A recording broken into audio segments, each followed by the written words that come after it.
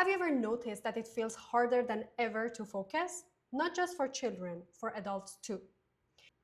Maybe you've caught yourself reaching for your phone every few minutes, struggling to finish a conversation, or feeling really uncomfortable even with just a little bit of boredom. So here's the question.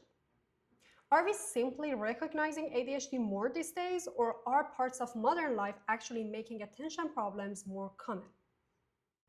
This is a complicated topic, and I want to be careful from the beginning. I'm not saying that screens cause ADHD. I'm not saying that every distracted child has ADHD.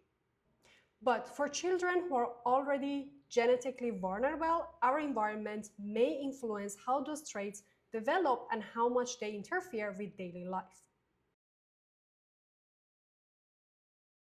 Today, let's explore what modern life might be doing to our attention and what we can actually do about it.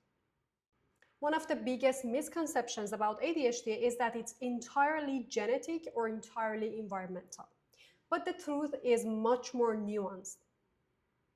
Research consistently shows that ADHD is highly heritable, but genetics are not destiny.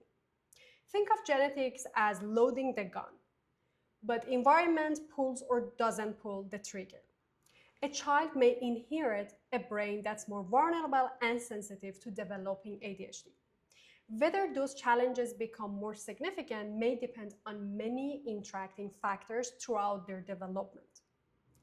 The important takeaway is this: genes matter. Environment matters too. It's the interaction between them that shapes the outcomes. Many people ask, was ADHD even around when we were kids? The answer is yes. But today the diagnosis has increased dramatically. But part of that increase is actually good news, which means that parents, teachers, doctors, and adults themselves are much better at recognizing ADHD than they were decades ago. Many people who were simply labeled as lazy, careless, or just difficult are finally getting accurate answers for their conditions. But some experts are also wondering whether modern life itself is creating conditions that make attention problems worse. Not necessarily causing ADHD by itself, but increasing the challenges for people whose brains are already more sensitive. Let's think about what our brains experience every day. Notifications, short videos, infinite scrolling, gaming, messages, and honestly, algorithms designed to capture our attention every few seconds. Our brains have never experienced this level of constant stimulation before. Every swipe offers something new. Every notification promises something rewarding. And every app competes for our attention. For adults, this can already make sustained attention really difficult. Now imagine a developing brain. Children are still learning how to tolerate boredom, delay gratification, stay with challenging tasks, and regulate attention. If entertainment is always available instantly, those attention muscles may get fewer opportunities to develop. This doesn't mean screens are bad. Technology brings enormous benefits, but the balance is the concern here, because attention grows through practice, and uninterrupted attention is becoming increasingly rare. Something else has quietly changed. We are spending more time connected to devices and often less time deeply connected to people. Face-to-face conversations teach children something that technology cannot. Patience, reading emotions, listening, taking turns, managing frustration, and working through misunderstanding. These are all executive functioning skills. They are emotion regulation skills. The more opportunities children have for real human interaction, the more their brains practice these abilities. Connection doesn't just build relationships, it helps build the brain. Another area researchers continue to study is environmental exposure.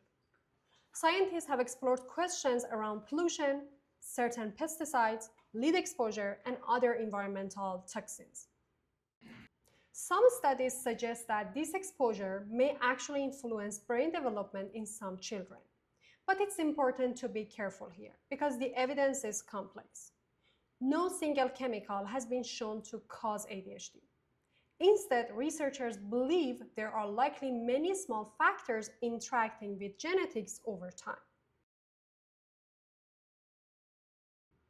If you're a parent watching this, you might be wondering, okay, what should I do now?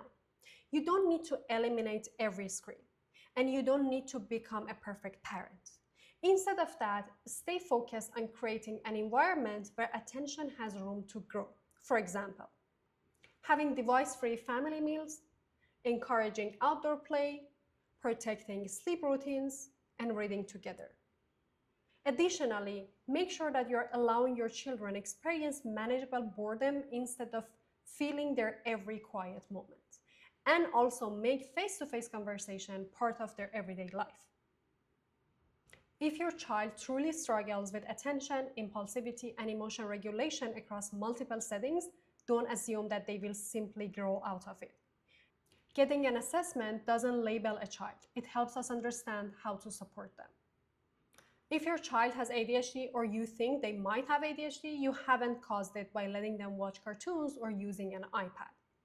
But we can all become more mindful of the environment that we are creating, because attention is something we practice, connection is something we practice, and emotion regulation is something we practice.